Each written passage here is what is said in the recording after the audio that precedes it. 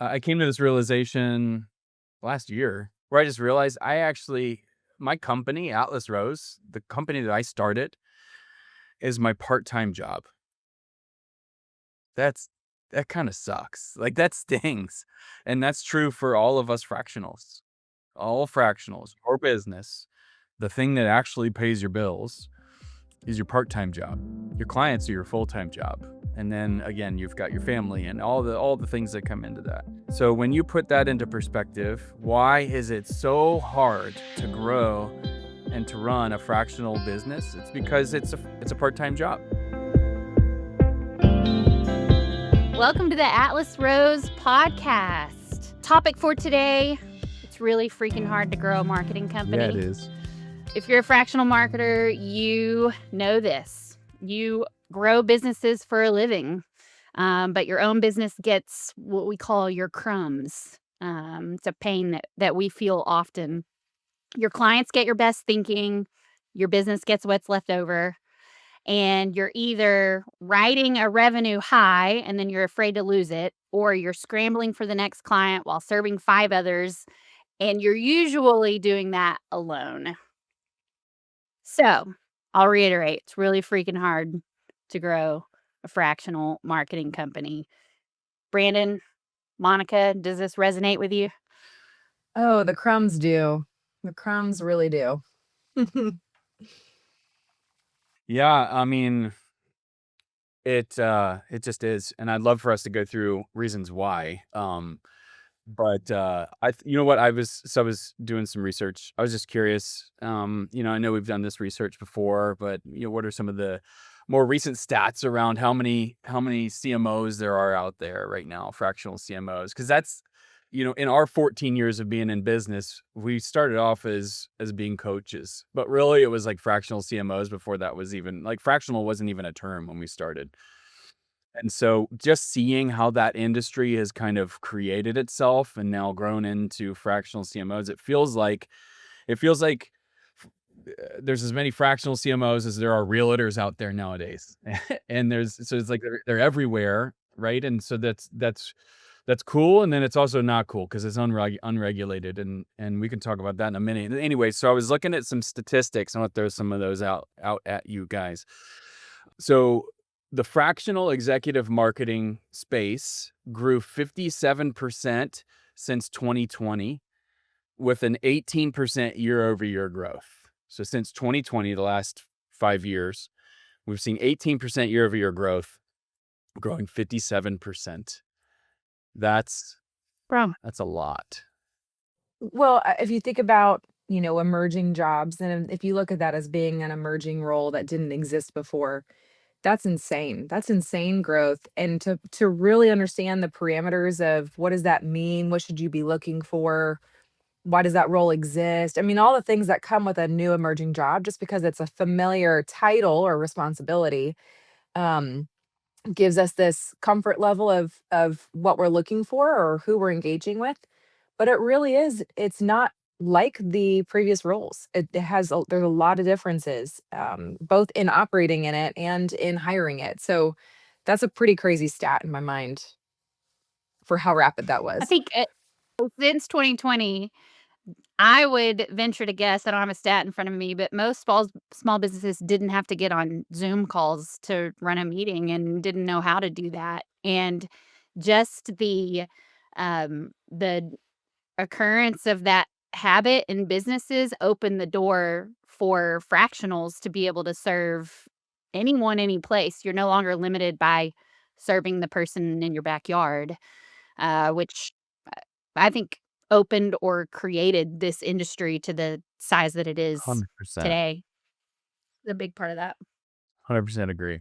I think too, I think that the allure of entrepreneurship with what your expertise is pretty high. So if you're an expert marketer, if that's what you've been doing, and you want to go be an entrepreneur, then why not take your expertise and go be an entrepreneur with it, right? So what you have is you have a lot of executives that are coming out of corporate. You have entrepreneurs, maybe young marketers that really haven't earned the CMO title yet, but from a marketing yourself standpoint, there's nothing that regulates against that. Right. So then you've got a bunch of those types. You've got people that are switching jobs or maybe have been consultants for a while, but you've got a lot of adoption of this fractional CMO title with no standard to it at all. And I was talking about with the allure of the entrepreneurialism behind it.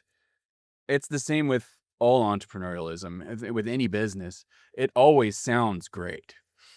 It's always seems really it almost seems easy. It feels like a no-brainer. Like I've been marketing companies for a long time and I help them grow, right? And then so and so wants me to help them and so wants me to help them, and so I'm just going to go out on my own and I'm going to make a ton of money and this is going to be great, right? And then we convince ourselves in the beginning that we're never going to lose a client either. We're, we're never going to lose a It's client. impossible. Who would I'm good. walk away? No. I'm too good. I'm a great marketer, and why would they ever want to get rid of me and all that stuff, right? So then you get punched in the mouth for the first time, which happens, and you're gonna get punched in the mouth.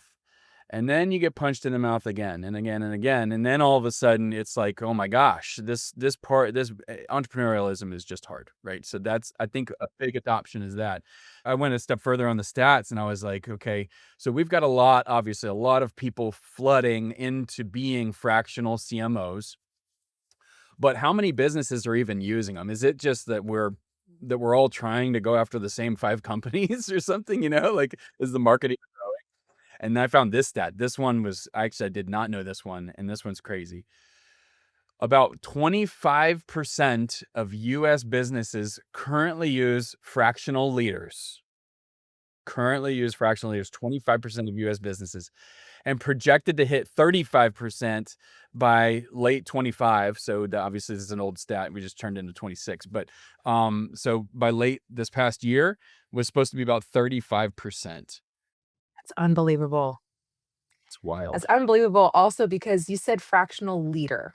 Mm. So we're not talking about a consultant, which is when you think about that mix of the emerging job of a fractional leader and what was there before was a consultant. So what the expectation that was set before us and for businesses hiring outside help was someone comes in, they evaluate, they assess, they present, they leave, or they help a little bit, then they leave. So the expectation of a consultant has even been very different as we've emerged into what a true fractional leader looks like. That expectation, that precedent is short lived. The I think even just the boundaries and the what you should expect, all of that is very new and continuously being refined. And that is wild to think of how rapid that growth is for more than a third of our businesses now operating that way. Mhm. That could be It's true. problematic. Could be problematic, especially when there's zero, there's no guidepost that says this is the right way and the wrong way exactly. Right, And the then right and yet mix and the other thing is, I would guess that the companies themselves, they don't know how to lead a fractional. Mhm. So companies, hope if we've got any companies that are listening, any owners that might have a fractional or thinking about fractional, um, it's easy to think about them as a consultant. But to my CMOs, the moment that you come in as a consultant, consultants, by the way, come in, they use you language. You guys should do this. You need to do this. Your brand this, right? All that stuff. If that's your language, then you're a consultant. You're essentially coming in, kicking their puppy, and saying good luck with that, right? And you don't want to be a consultant because companies don't need a consultant. They need leaders. So to the businesses, to the owners out there, you have to lead your CMOs or your fractionals in a way that actually brings them in, and they're the same as any other employee. They're just less hours. So you should hold them accountable the same way you do to the rest of your employees, right? You should treat them the same way. They should be invited to the same things, all that stuff. It's just hours. That's the only difference. Functionally, it should be the same. And fractionals, you should treat yourself that way, and you should that should be part of your offering. You need to rewire your brains such that you're not an outsider, you're an insider. You're not an outsider, you're an insider, and that is very powerful, that difference. Um, Yeah, and because you're more effective that way. It's not for the sake of longevity. It's because you are more effective when you are an insider. You get to be exposed to the real operations, the real needs. You get to have the leader like conversations that you often get left out of as a consultant because um, that's evaluated from the outside if we need to bring you into that conversation or not. You know, you're just in the room as a leader. And so yes, it leads to long-term relationships, but it's vital for an effective one. so I know that our subject, the theme today that we were gonna talk about is just that it's really freaking hard to grow, to run and to grow, a fractional practice. We say fractional practice because that's true. Obviously, our lens is fractional marketing practice. And I think that this is one of them. This is we kind of backed into a learning, and then I'll just sort of well let's touch on this in a second. Is that Atlas Rose believes that we are leaders before we're marketers, and when we and just part of being part of the difficulty of running a fractional marketing practice is if we get that twisted, if we believe that we're marketers, really great marketers before we're leaders, and you're gonna burn through clients, right? You're going to burn through clients. You're not going to have the lifetime value of a client that you expected as you got into this in the first place. Let's talk about that a second. Like, why do you guys think that is? Why is it that when we show up as a marketer, when we're the best marketer in the room or on the planet, even as a fractional CMO, why is that not good enough? I think it goes back to what conversations you're having is a piece of it, like Monica was talking about. If it People's definitions of marketing are one thing also, and so if you're coming in for a particular project or as something marketing related, it is directly associated with that thing and not necessarily looking at it as it relates to the entire business. And so when you come in as a leader, you're asking questions that the business owner is asking themselves, hopefully. And so you're asking um greater why questions. What's our goal here? What are we trying to achieve? This marketing function potentially is going to help us get there. But if you're going in just solely for that function, you're potentially missing some of the bigger questions you should be asking. Yeah, it's really I think it comes down to alignment and you would think that that comes naturally when when you're operating in your silo, your lane that you're supposed to be sticking to.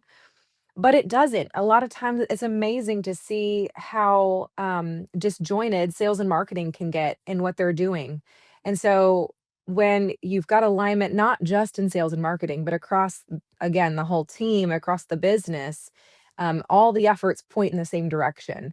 And so when you're having those conversations around, the one thing we need to make sure happens this year, is that aligned?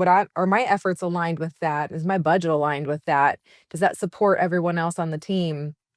These sound like basics, but it's just amazing how often they get missed when our focus is in, oh my gosh, this content piece or this campaign that I want to run or this show I want to go to is going to be amazing. It's going to do so much for our marketing program and da da da and our brand. Yet your blinders are up and you're not really looking at anything else happening in the business. It's so easy for that to happen.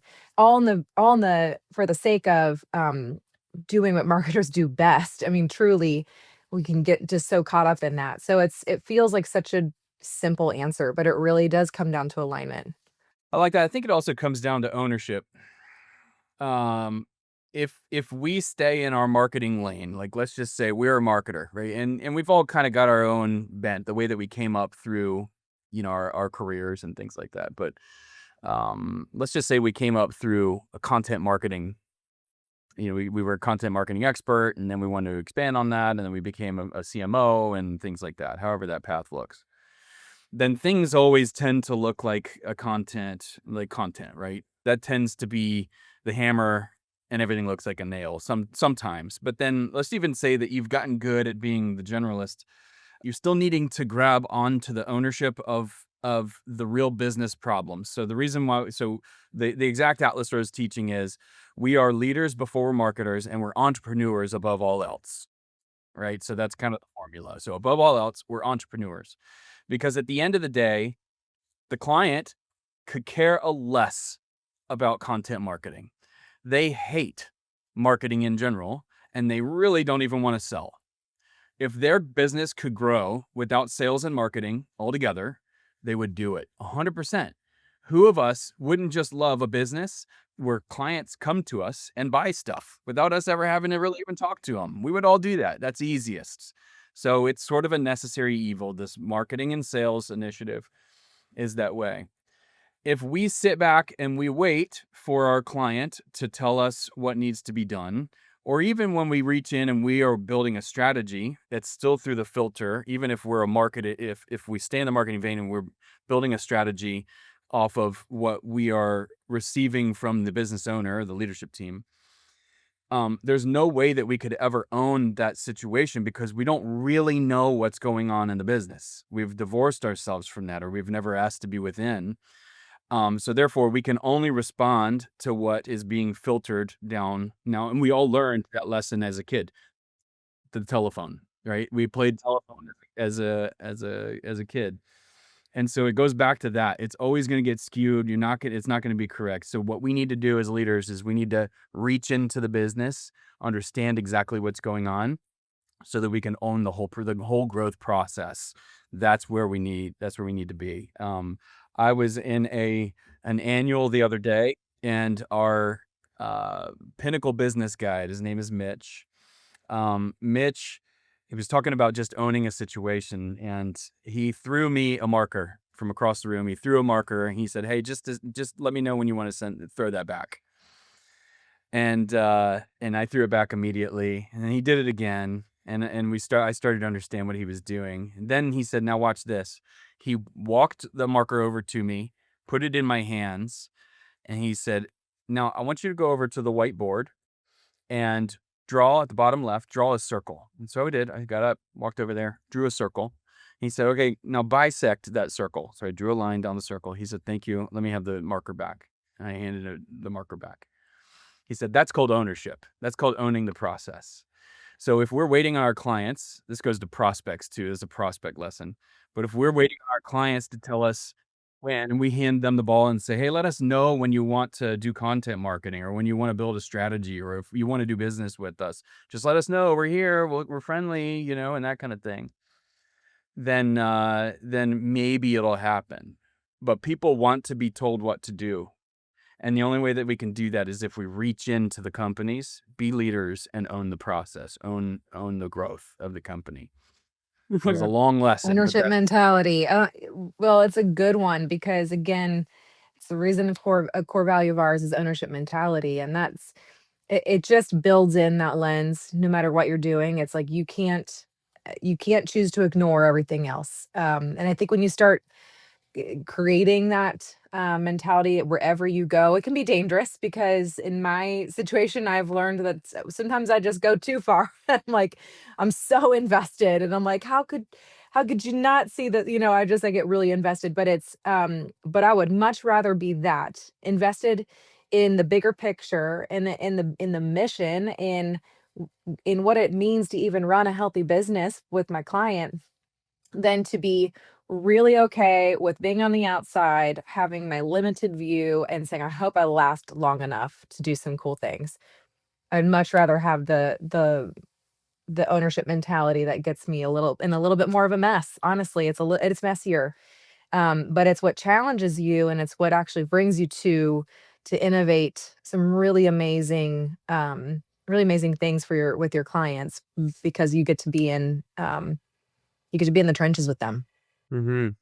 What do you think? So that a lot of being in the trenches with a client, you get it because they've given you permission to be there. I had a client recently asked me from my perspective how things were going, and he was kind of apologizing, like, "I know we're kind of all over the place. We're a little bit hard to manage, and that's why we wanted you guys because you have a system. But how are we doing? How's it going for you?" And I just told him, I said, I feel like I have permission to make decisions, and so, I wanna keep moving forward. I'm not feeling bogged down by your lack of process, but I'm gonna just keep going until you tell me to stop." Now that came off of the early parts of our relationship and having conversations around my seat that I would be sitting in. What do you think, and I think this would just be helpful for people listening, how do you get that permission? Like, what are some practical ways that you have found to start relationships with clients where they do give you permissions to get in the trenches and to get out of your marketing silo? Like, how do we do that? We've created a process for that, right? So it's for us, for Atlas Rose, if you're an Atlas Rose marketer, follow the process. It's gonna happen, right? You just have to follow the process. There's a few key moments that need to happen at the beginning of the relationship in order to, and here's the key word, earn the title of CMO, not impose the title of CMO. Again, nobody cares about marketing. Nobody wants it. So you coming in with this title of CMO is not even believable. You being in marketing anyways is already not believable. They don't trust you just because you're in this industry. They don't trust you. Unfortunately, that's where we've gotten. That's the truth. So you have to do a lot of unwinding of their mind, and you have to earn it even more than any other fractional out there. CFOs are probably gonna be trusted out the gate a lot sooner than marketers. I feel like that's obvious. So the way that you earn it, I'll just pick up on one and I'll shut up, Monica, because I want to hear what you have to say too. Is the way that you earn it is by doing the hard work in the beginning. Okay, so for Atlas Rosers, what we do is we go in and we, again, part of our process is you have to do the hard work of that 12-month strategy. So when you cut corners and when you call a strategy, when you call something that's not really a strategy, a 12-month strategy, or we call them 12-month roadmaps. So when it's not in depth, when you haven't done the research on the industry, when you haven't picked up the phone and talked to their customers, when you don't do the competitive analysis, when you don't do your operational plans, and right, if it's not thorough, like a real deal, IBM would be proud of this strategy. Coca-Cola would be proud of the strategy. If you're not at that level, then you're not ever gonna earn in their minds that title of CMO. And so it's an uphill battle forever. You're always gonna be fighting out of a pit. So that's one way. I mean, I echo that. I was gonna say it's earned, not bought. Just because a contract signed, just because they decide to take a chance on you, it doesn't mean that you can start marching in and act like yeah, I've got the trust. It does take time, and even beyond putting in that hard work, um, it's again, it's gonna sound obvious, but just the accountability piece, showing up and doing what you say you're gonna do, and holding yourself accountable to the things that you say you're gonna do is one of this to me, the second, most important way to earn that trust, because they don't have time to hold you accountable. They don't have time to hold your hand or make sure you're doing the thing that they hired you to do. So when you show up and you have, again, that's why Brandon, when you say it's follow the system, follow the process, it's in that because we are choosing to hold ourselves accountable as leaders. I'm going to show up and I'm going to talk about the results. I'm going to talk about if we're getting the most important things done that we said we're going to focus on. I'm going to talk about my strategy over and over and over. I'm going to renew it for you because and remind you of what we agreed to. Those things, not just doing a song and dance every time I show up and hopefully you forget the thing I was supposed to come back with. Being holding yourself accountable, having a system in place and a process in place that does that and doesn't make them feel like they've got to go double check all the things is another way you start to earn that trust, because it's results based. It's moving forward. It's in line, all of that. It's felt, it's seen, and it's known when they start to see that come to fruition. But to have something in place that they can begin to trust in you. When you trust the system, they start to trust the people that are in that system and all that goes with it. It's huge. It's really important.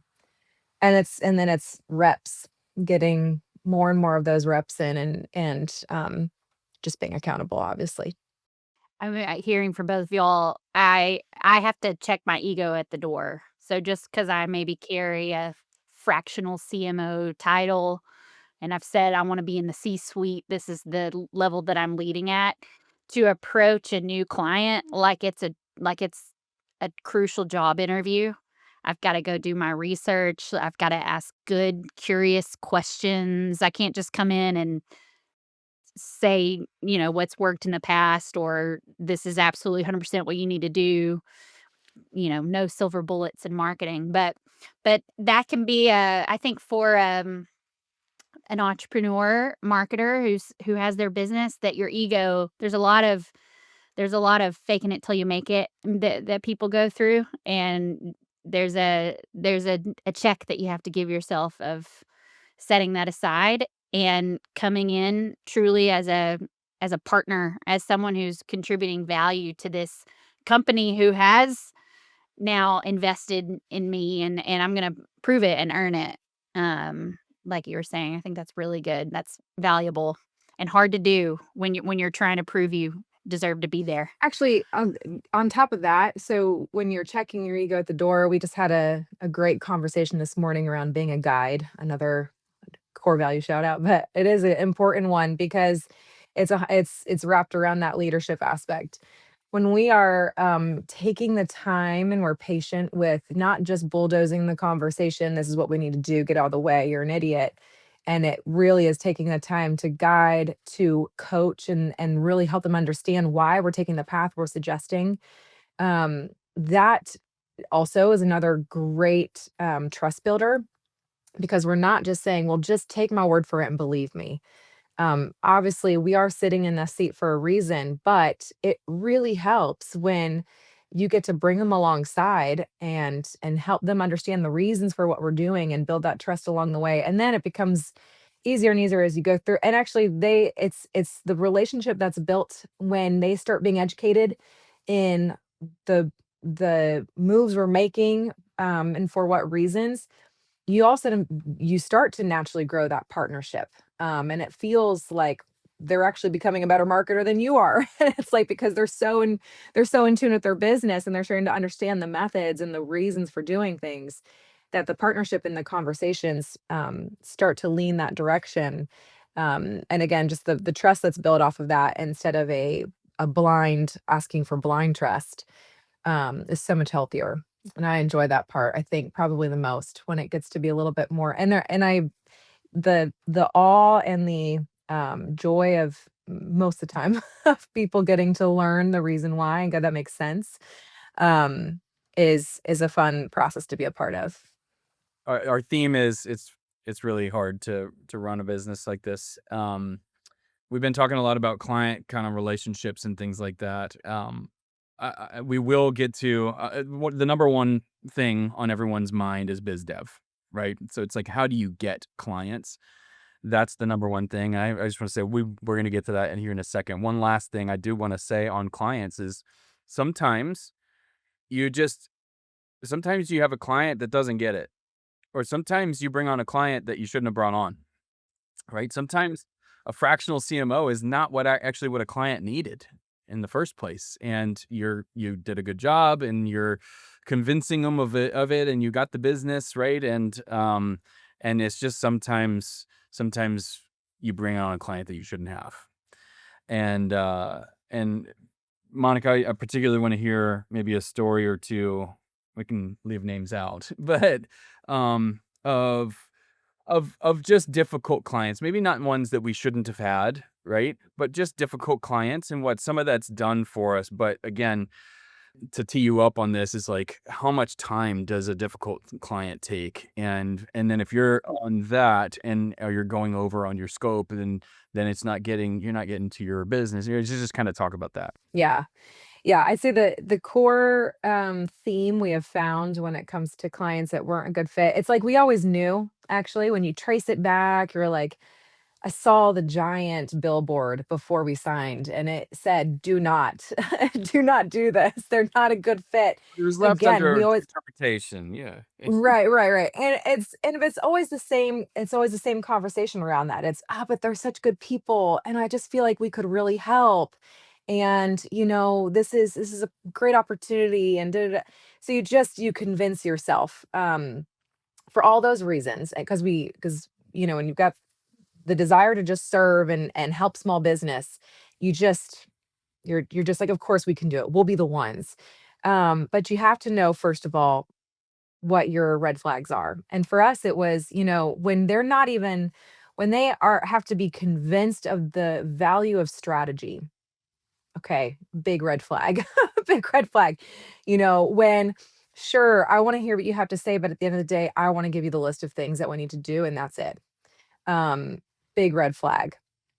There's several others, but then what that results in is exactly how you teed it up for. It's one, you start spending way more time than you should.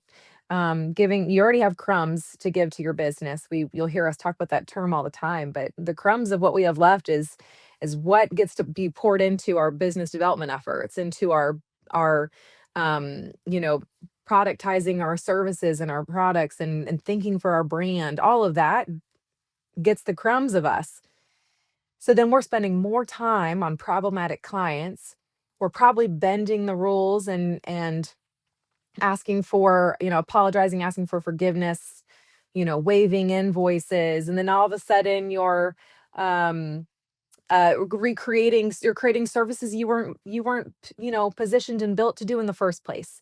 And then all of a sudden you've got an identity problem, and you're not even serving your client in a business that is recognizable of your own because it's not your brand. And so all of a sudden, there's just this whole confusion of the state of confusion you live in around what is my business? What do I do? What makes me valuable? I'm going to question my product and service because one person who was not a good fit for it is not enjoying the service that I'm offering. So then I'm thinking, am I in the right business? Should I be changing my services? And then you go down a whole nother path. So it's a little degree that turns into a long road off path that, keeps you from really scaling. It's hard to figure out exactly where the line is, right? Because, oh man, I saw a quote the other day. It was like, difficult clients I can deal with, toxic clients have to go, or something. It was something like that because Monica, you and I, and RB, you and I, we can go around and tell stories of difficult clients that has led to innovation. The reason why we've created a lot of the processes that we've come up with is because we were trying to figure out how to solve this issue of a client not quite getting it or whatever, right? How do we communicate better to a client? How do we make sure, whatever the situation was? And so that's tough too. It's like that's part of what makes this business so difficult is like, how do you know when to not bring on a client? How do you know when to fire a bad client? How do you know when they're a bad client and should be fired? How do you know when you should lean in and innovate for them? That's all difficult stuff. That's especially when you're doing it by yourself. If you don't have anybody that has experience, or if you don't have a community around you, or some guide or coach or somebody like, then it's just really difficult to discern on your own because in the midst of it, you're thinking, my kid's got to eat next month. Like Yeah. that's the other mix of it. Yeah, the highs and lows of entrepreneur and so, the actually having creating foundational principles is one of the first and most important things that can be done. Like, what do I stand for? What do I believe? How does my business serve? And you kinda have those little pillars that you can cross-reference and check. Um, but having a community and having, perspective is so helpful. It's so helpful when you're in the trenches. You just it's hard to see clearly.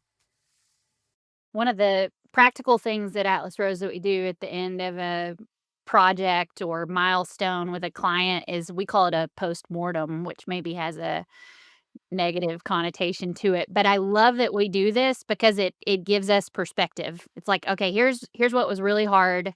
Here's what was working about what we did. This was a challenge, and that's where a lot of the innovation in the way that we've been able to serve our clients has come from because we've said, "Okay, the things that got us stuck, how do we avoid that in the future? Is it communication? Is it the structure? Is it the cadence? What is it?" So being able to do that with one another, I think has been incredibly valuable in learning when we wanna say no to something in the future. Like, that's just that if that client's like this, then we don't wanna serve them. We recognize the rabbit trail that that could lead us down. And then the second thing I think is it's a lot easier to not make concessions when you've got a healthy pipeline working for you, which maybe you'll kinda get into where you were leading us, Brandon, on biz dev, how do we do it? But how as a fractional have you found success in, not living and dying by the success of your current client set? And being worried that if you lose a client, now you're gonna be in scramble mode. How have you overcome that over time? Uh, you don't. I was waiting for it. I'm like, Yeah. What's the secret sauce? There is none. there's no Uh, secret sauce. it's you're Newsflash. that's the guys, yeah, newsflash, that's entrepreneurialism. Like, if you're gonna be an entrepreneur, which you are as a fractional owner, you are going to be in that world. Like, you are always gonna live in this world where even if your book of business is full, guys, we've been in a place where we're completely sold out, and within months, that changes to not a desperate situation, but a very, very different situation. It can happen, and it does happen. The market can change, and you've seen it. What's the first thing to go in the budget? Oh yeah. High Marketing. high Oh, yeah, Marketing. high dollar marketing line items are going first. That's the reality of where we're at. So, it can happen.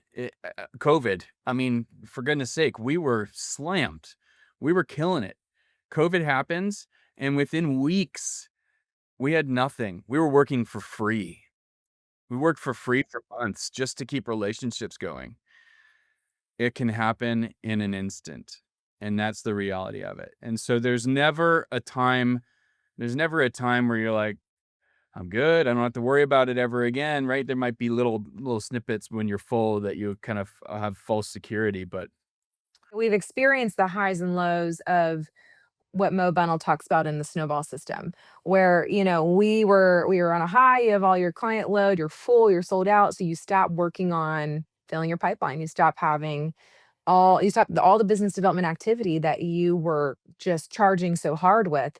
And you take your foot off that gas pedal, and then all of a sudden, it's as you start to end relationships or projects are just coming to a close, whatever it was, you go back and you realize you have to completely restart that engine again, and it's just a really difficult restart, as opposed to I never took my foot off the gas pedal. So that's the the system we were in for so long and can be really brutal when it comes to, again, serving working on the business and in the business at the same time. yeah, so, to answer the question a little bit more directly is we have to be doing biz dev all the time. You have to have a really simple method of biz dev. So Monica, you just mentioned Mo Bunnell and the book Snowball System. And if you've not bought that book and read it yet, you should. It's a really fantastic book. We also we also have a biz dev meeting. It's a public biz dev meeting for fractionals that we host weekly. And so go to our website or find us on LinkedIn to get information around when those are available. But it's happening weekly, and basically it's just fractionals getting together and helping hold. It's like our biz dev meeting, right? It's if we had a team and I was on a sales team, this is the sales meeting. I'm holding myself accountable to the goals that I set ahead of time. So we see a lot of traction in that, but it's built around like an ultra simple system of simply conversations. right? Conversations are is like the number one thing that you need to have and track, and that's all your activity, and that will lead to business. We can never get too busy to do our conversations, and we have got a definition to what those conversations are. And a hint is that it's actually even more simple. A conversation is even more simple than what you even think it is when we're talking about it right now. We went from We've tried everything. We've we've had massive nationwide strategic partnerships with hundreds of people. We've had I've hired on sales folks, full sales teams. We've tried doing big marketing campaigns ourselves. I mean, we really have tried everything over the course of our 14 years. And we had a 2-year period where I think we had like an extreme drought where we brought on like 1 or 2 clients. I think we sold Oh, 1 or 2 yeah. clients. Yeah. 2 years, 2 clients. That's tough. We went from that, we said something's got to change. And then we moved into this methodology that we teach and that we help our marketers go through of conversations. And we went from and then changed up some products and stuff. We went from those 2 in 2 years to 100 the next year. We sold 100 deals the next year. So this stuff works, right? It works really well. That is really helpful. I mean, to have a full pipeline, and to have a mechanism that you can kind of throttle in, throttle out, hopefully not turn off, turn on. That's really, really helpful. It's really, really helpful.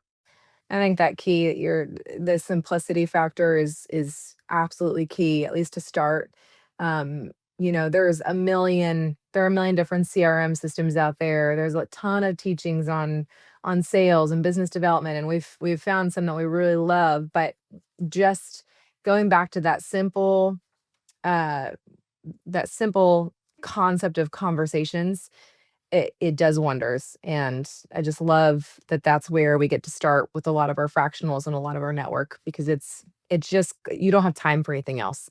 You don't have time for complexities. You have a business to grow and run and then a life to live. So on top of that, so there's just a lot. There's a lot in there. Keep it simple. You just mentioned you've got a life to live and you've got your clients to serve. The and then we've said crumbs several times. I came to this realization last year, um, where I just realized my company, Atlas Rose, the company that I started, is my part-time job. That's that kind of sucks. Like that stings. And that's true for all of us fractionals. All fractionals or business, the thing that actually pays your bills, um, is your part-time job. Your clients are your full-time job. And then again, you've got your family and all the things that come into that. So when you put that into perspective, why is it so hard to grow and to run a fractional business? It's because it's a part-time job. It's hard to do things. It's hard to be really strategic and smart and motivated and everything like that when you're tired. You've already worked your full-time job and now you need to go into your part-time job, right? It's hard. That's really hard. Have a whole conversation around that. That's yeah, that might tee You us need a up for nap before another. Yeah. that Actually, that's one. be a lead into the conversation around circumstance and vision and that not being enough. Um, you've got a part-time job. It feels like a part-time job, but that that's everyone's circumstance, and we can certainly get around that. So we'll do that up for the next time. Brandon, before we wrap up, do you want to tell our listening audience about, the Bourbon Room? Yeah, sure. So we have 2 core events that happen regularly. One is the biz dev meeting, the public biz dev meeting I was mentioning earlier. So certainly come if you're struggling with your biz dev efforts or just want to be held accountable, please do come to that. Um, then there is an informational meeting around our licensed marketer program. And so we would love for you to come to that and understand what all we offer our licensed folks. And you can think of our license program, it's like a franchise. So this isn't this isn't just a marketing system that we're going to train you on. You can follow. Yes, we've got 50 plus tools that we can give you and a method. All that stuff is true. But we really lean in on the business side. So we've been doing this for 14 years. We've built a multi-fractional practice. We've generated over $20 million in sales, right? So we've been fairly successful. And we've taken all those learnings, all those pains, all the things that we've learned, and package that up in a model that we can just hand to you, right? So all of that we're giving to you, even our financial models and what you need to look at, and the team and everything, right? And then we're gonna walk alongside with you, along with the community and all that, so you don't have to do it by yourself. We're really just trying to see these fractional all these fractional practices. We want the right ones to grow because we ultimately want to change the industry. So long-winded way of saying you should come to our Come bourbon to the room bourbon Join room. called the Bourbon Room Informational Meeting. Do we get bourbon in the You bourbon can room? bring your own Or bring our bourbon. own? You can bring BYOB? your own bourbon. It's difficult to pour people bourbon through the screen. Virtually. But Yes. if you We'll come, figure that out sometime. if we ever meet in person, I will pour you bourbon myself. All right. Well, I will link in the show notes. We'll put the snowball system. I'll put the public biz dev meeting. We would love for you to join us as a guest to the first one. Come check it out. Find some community with other fractionals, and I'll put a link to the bourbon room in the show notes as well. Awesome. And we'll see you next time. All right.